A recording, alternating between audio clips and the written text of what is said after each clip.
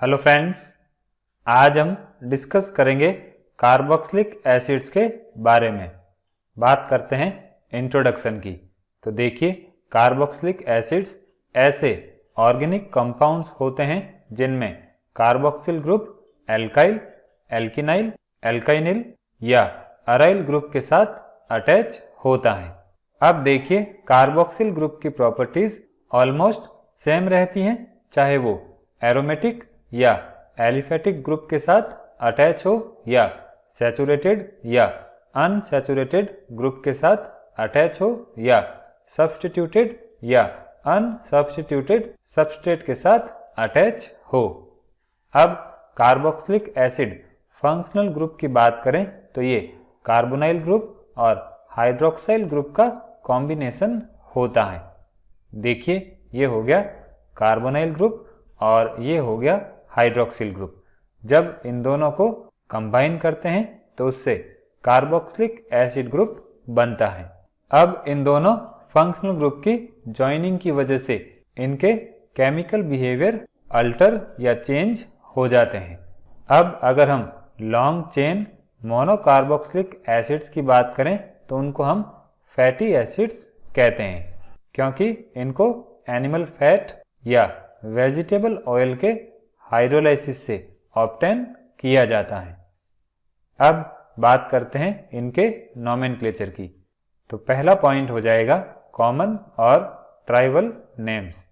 देखिए, किसी भी मॉलिक्यूल में कितने कार्बोक्सिल ग्रुप प्रेजेंट हैं उसके बेसिस पर उनको मोनो, डाई, ट्राई या पॉली कार्बोक्सिलिक एसिड्स कहा जाता है।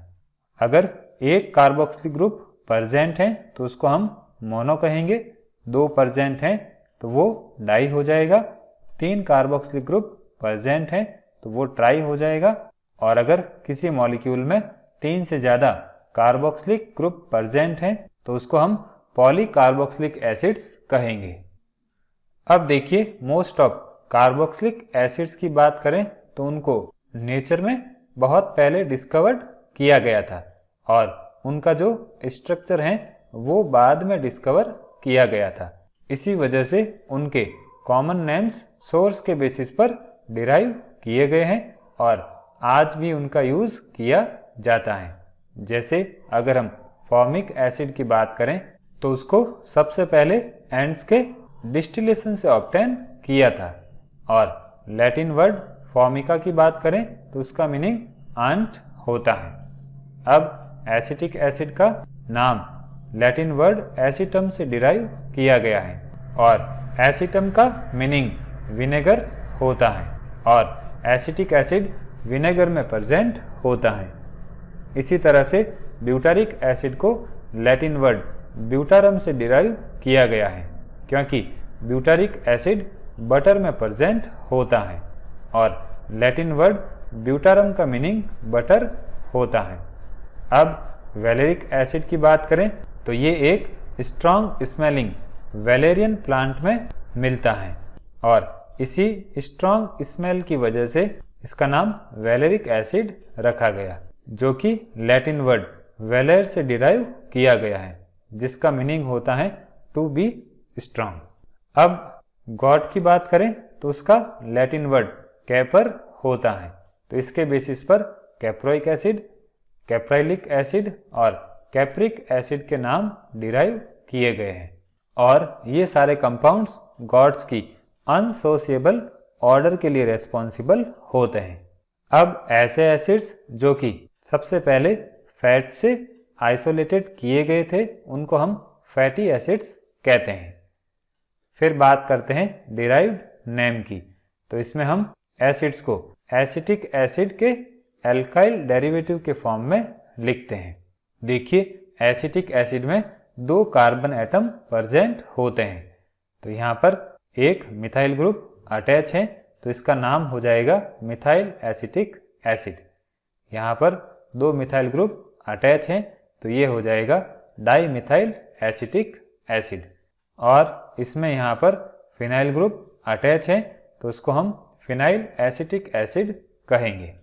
फिर बात करते हैं IUPAC सिस्टम की। तो इसमें जब हम एल्केन का E ओइक एसिड से रिप्लेस कर देते हैं तो एल्केनोइक एसिड वर्ड डिराइव होता है। अब इनके IUPAC नोमेनक्लेचर के लिए सबसे पहले उस लॉन्ग कार्बन चेन को सेलेक्ट करते हैं जिसमें कार्बोक्सिलिक ग्रुप प्रेजेंट होता है और फिर उस कार्बन चेन की नंबरिंग सब्स्टिट्यूएंट की पोजीशन को इंडिकेट करने के लिए की जाती है। अब इस नंबरिंग में जो कार्बोक्सिलिक कार्बन होगा उसको हमेशा 1 नंबर दिया जाता है।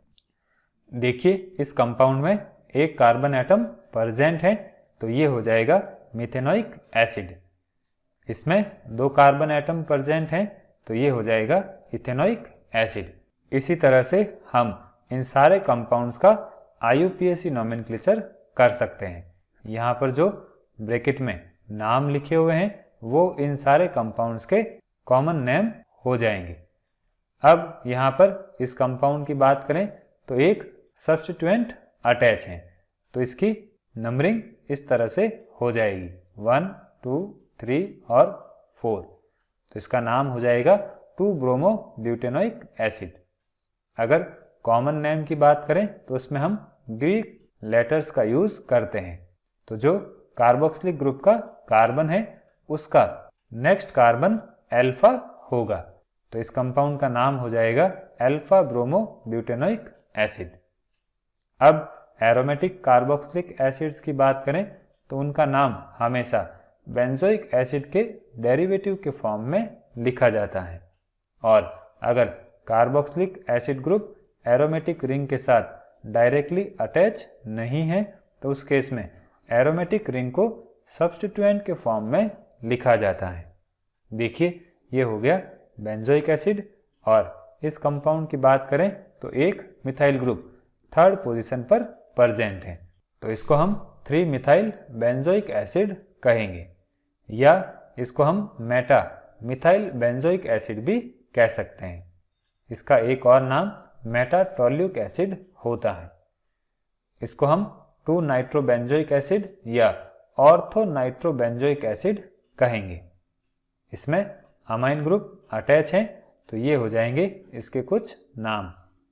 अब इस कंपाउंड में जो कार्बोक्सिलिक एसिड ग्रुप हैं वो डायरेक्टली एरोमेटिक रिंग के साथ अटैच नहीं है तो यहाँ पर जो एरोमेटिक रिंग है उसको हम सब्स्टिट्यूएंट के फॉर्म में लिखेंगे।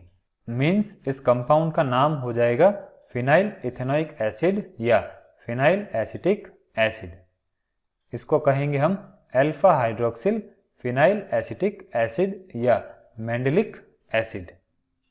अब देखिए अगर किसी पेरेंट स्ट्रक्चर में कार्बोक्सिलिक ग्रुप सब्स्टिट्यूएंट के फॉर्म में प्रेजेंट होता है तो उसके लिए हम कार्बोक्सी प्रीफिक्स का यूज करते हैं तो इसका नाम हो जाएगा 2-कार्बोक्सी साइक्लोहेक्सेनोन।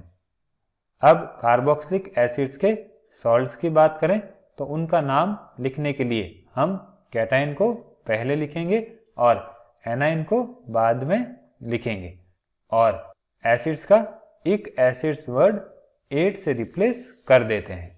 जैसे इस कंपाउंड की बात करें तो ये एसिटिक एसिड का सॉल्ट होता है तो यहाँ से एक H+ सोडियम प्लस आयन से रिप्लेस होता है तो इस कंपाउंड का नाम एसिटिक एसिड होता है। जब इसका सॉल्ट बनेगा तो उसको हम सोडियम एसिटेट कहेंगे। मीन्स एसिटिक एसिड का एक एसिड वर्ड 8 से रिप्लेस कर देते हैं। इसी तरह से ये अमोनियम एसिटेट हो जाएगा।